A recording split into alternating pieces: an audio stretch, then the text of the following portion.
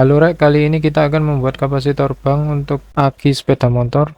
Fungsi kapasitor bank ini adalah untuk menstabilkan tegangan dan mengurangi beban pada aki. Dengan begitu, kapasitor bank dapat membantu memperpanjang umur aki. Aki tidak perlu bekerja terlalu keras untuk menyesuaikan fluktuasi tegangan yang dapat mengurangi keausan dan memperpanjang masa pakainya.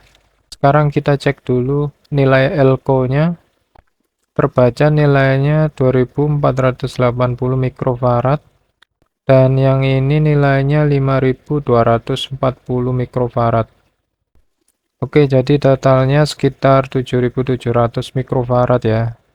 Kita siapkan skun Y atau skun garpu atau model skun lainnya juga bisa.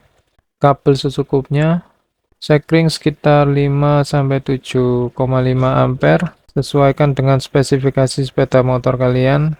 Saklar on off dan fuse holder atau rumah sekring. Kita gabungkan elko secara paralel ya. Kalian bisa cek skema rangkaian di deskripsi. Seperti ini hasilnya setelah dirangkai dan dirapikan. Kita cek lagi nilainya. Oke, masih tetap ya 7700 mikrofarad. Setelah beberapa hari dipakai cukup terasa efeknya. Untuk starter jadi lebih ringan. Pastikan untuk mematikan saklarnya jika sepeda motor tidak dipakai.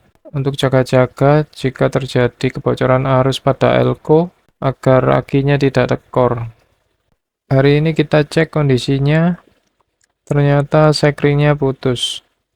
Inilah pentingnya memasang sekring untuk berjaga-jaga jika terjadi lonjakan arus yang cukup besar. Jika elko rusak, bisa terjadi hubung singkat pada aki dan akibatnya bisa fatal. Sekarang kita ganti sekringnya. Kita tes, sudah tersambung sekarang.